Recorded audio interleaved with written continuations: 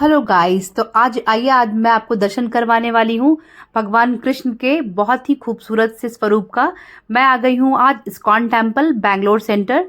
ये बहुत ही खूबसूरत मंदिर है जिसको शब्दों में शायद वर्णन करना बहुत ही मुश्किल हो जाएगा। फिर भी चलिए मैं आप आज अच्छे से दर्शन करवाती हूँ। बहुत ही खूबसूरत सा मंदिर है। यहाँ से देखिए ये जाने का रास्ता था। हम लोग गए उस दिन, काफ़ी भीड़ लगी हुई थी। इतनी भीड़ कि मैं आपको क्या ही बताऊँ। जहाँ देश विदेशी बहुत तरीके के सैलानी आए हुए थे। और इस्कॉन टेम्पल तो हम सभी जानते हैं कि पूरे वर्ल्ड में इसका सेंटर है और ये वेल नोन है। ये देखिए मैं यहाँ गई, पुष्पांजलि सेवा यहाँ बोलते हैं। अगर आप चाहे तो ये एक सेवा ले सकते हैं जो मिनिमम 500 या 400 से स्टार्ट होता है। और इससे मुझे बेनिफिट ये हुआ, मैंने भी लिया और बेनिफिट मुझे ये हुआ कि मैं एक बहुत लंबे लाइन से बच चुकी थी। और देखिए ऊपर की तरफ मैं जा रही हूँ जहाँ बालाजी का हमने सबसे पहले दर्शन किया। और अब मैं और ऊपर की तरफ गई जहाँ पे मेन इस्कॉन टेम्पल स्थापित किया गया है। ये देखिए जो ये फर्स्ट फ्लोर है जहाँ मैं आपको फर्स्ट मैं बोली कि बालाजी का दर्शन करते हैं। बहुत ही खूबसूरत सी प्रतिमा है बालाजी की यहाँ स्थापित की गई है। और अब आइए मैं ऊपर की तरफ आ गई हूँ जहाँ मेन इस्कॉन टेम्पल, जहाँ भगवान श्री कृष्ण का मेन मूर्ति या विग्रह जो है स्थापित किया गया है। ये देखिए चारों तरफ से मैं आपको नज़ारा दिखा रही हूँ। खुले नीले आसमान के अंदर ये टेम्पल इतना ही खूबसूरत लग रहा था जो मैं शायद शब्दों में बयां न कर पाऊँ। इतना इतना खूबसूरत था और एक अजीब सी शांति का अनुभव हो रहा था। फ्रेंड्स मैं आपको बता नहीं सकती हूँ। एक बार अगर आप सबों को मौका मिले तो ज़रूर इस्कॉन टेम्पल बैंगलोर का ये सेंटर दर्शन ज़रूर करें। ये देखिए काफ़ी खूबसूरती से ये मंदिर को सजाया गया है। और इसकी ये जो दिख रहा है आपको, ये ऊपर में पूरा गोल्ड का इतना खूबसूरत दिख रहा था कि मैं क्या ही बताऊँ। देखिए फ्रेंड्स, उस दिन काफ़ी भीड़ लगी हुई थी, लोगों का आना जाना इतना लगा हुआ था। ये ऑलमोस्ट जब मैं गई तो शाम के 5 o'clock 5 बज रहे थे। और देखिए ये जो मैंने आपको बोला कि मैंने जो पुष्पांजलि सेवा ली, तो ये जो लाइन अभी आपको दिख रहा है, मैं इससे बच के, देखिए ये हम सब अंदर जा रहे हैं। एक अलग ही लाइन से आपको घुसा दिया जाता है। और ये देखिए जब मैं अंदर गई तो आई वॉज कम्प्लीटली मेस्मराइज्ड।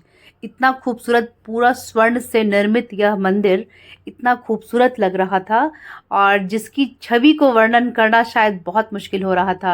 ये देखिए मैं आपको ऊपर से ये नज़ारा दिखा रही हूँ।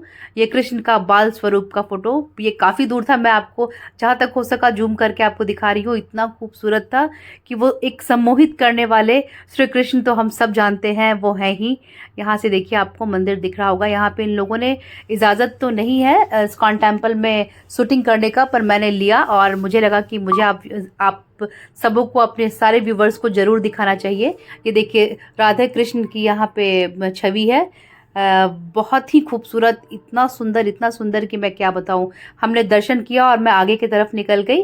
तो वो देखिए ये हमारे इस्कॉन के ये फाउंडर हैं, श्री प्रभुपदा। देखिए कितनी भीड़ लगी हुई है। मैं बाहर की तरफ जाने लग गई दर्शन करने के बाद और इतनी भीड़ थी। फिर मैं आगे बढ़ी तो और भी बहुत तरह के बुक स्टॉल्स थे जहाँ से मैंने भी कुछ बुक्स लिए। और इतनी खूबसूरत खूबसूरत सी श्री कृष्ण और राधे की छवि थी, प्रतिमाएं थी, पिक्चर्स थे, फोटो थे, स्टैचू थे कि मैं आपको क्या बताऊं। बहुत तरीके के सामान वहाँ अवेलेबल थे। और देखिए ये जो एक सबसे अट्रैक्टिव मुझे लगा, आत्मा का प्रवास करके, जहाँ एक पूरी लाइफ सर्किल जो एक ह्यूमन की होती है उसको बिल्कुल अच्छे से दर्शाया गया है। इतना ही अच्छा था, जब आप इसे देखेंगे तो लगेगा कि सच में ये जीवन एक तरीके से जो हम एक मोह माया के जाल में जकड़े रहते हैं वो बिल्कुल एक निरर्थक है, ऐसा आपको फील होगा। और लगेगा कि हम क्यों नहीं भगवान में ही हम समा जाते हैं। यहाँ देखिए और मैं आगे बढ़ी तो श्री कृष्ण का बाल स्वरूप का इतना खूबसूरत खूबसूरत था दर्शन, और तुलसी की कई मालाएं मिल रही थी। फिर मैं नीचे की तरफ गई और बहुत भीड़ थी, हमें थोड़ी भूख लगी तो हम चिल्ड्रंस जोन की तरफ गए। ये जो अभी आपको दिख रहा है ना, ये पता है ये केक में कृष्ण और राधा का जो एक स्वरूप है चित्रित किया गया है, एक वर्णित किया गया है, केक बनाया गया है केक के रूप में। और ये बच्चों के लिए बेकरी का स्टॉल था। बहुत तरीके के टॉयज श्री कृष्ण के रूप में मिल रहे थे, बुक्स थे और बहुत तरीके के कपड़े भी थे।